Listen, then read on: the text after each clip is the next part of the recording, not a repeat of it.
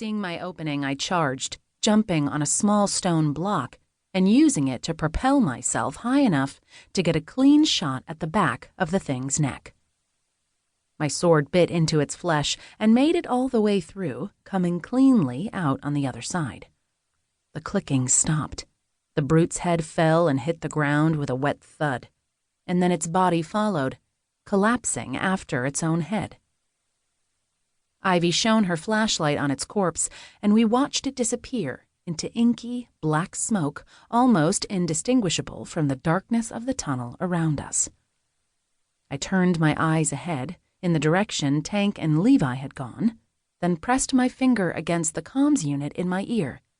"Levi?" I said. "Levi, do you read me?" No response. "Levi? Tank? Do you copy?" I asked. Static. "Morpheus? Mace, can anyone hear me?" Still nothing. Ivy shone her flashlight on me, and I turned my head to look at her. "These things aren't working," I said. "Why do you think that is?" "I don't know. But they were working before the brutes showed up. Something's happened." "Happened? Like what?" I shook my head. "I don't know," I repeated. "But we have to find them. Come on."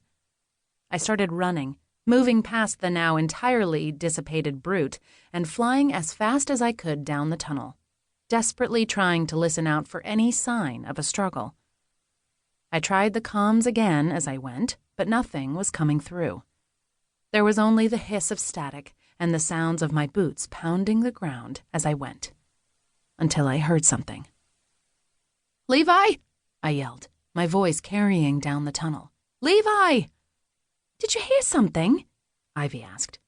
"I did, didn't you?" Ivy shook her head. "I didn't hear anything." "Wait." Another sound registered at the edges of my senses. A voice, no, several, as if not one or two, but a group of people were having a conversation somewhere up ahead. They weren't whispering, but their voices were carrying through the tunnel, echoing, bouncing off the walls. Or at least that's what I thought. Ivy couldn't hear them. No matter how far ahead we moved, no matter how loud the voices got. Then it hit me. They weren't voices at all. "Oh shit," I said. "What?" Ivy asked, stopping behind me. "We're close." "Close to what, Levi?" "No, the hellhole. I can hear it." The hellhole. I wasn't sure where the name came from, or whether it had been demons or mages who had christened them that way, but it was a fitting description for a literal crack in the earth demons crawl out of. "You can? What?" Ivy asked.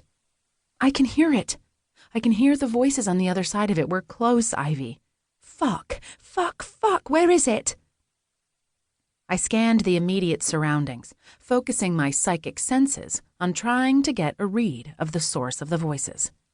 We were near, so close now, and while a map of the tunnels didn't suddenly appear in my mind, I did start feeling my body being pulled deeper into the tunnel. I motioned for Ivy to follow, picking up speed as I went.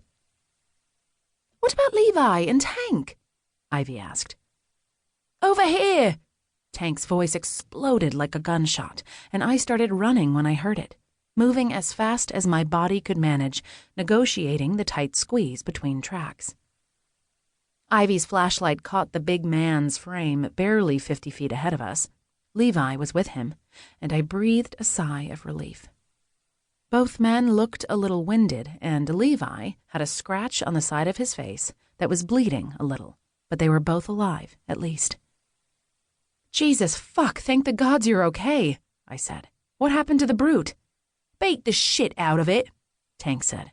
"Once you get past the scare of what they look like and you start hitting them, they crumble fast." "Easy for you to say," Levi said. "Hey, didn't you barbecue a whole bunch of them one time?" I asked. "Yeah, but I can't do that every time." "You guys all right?" Tank asked. I nodded. "We're good," I said, "but we have to move. The hellhole is close, and I want to shut that thing down before the trains start up again." "Close?" Levi asked.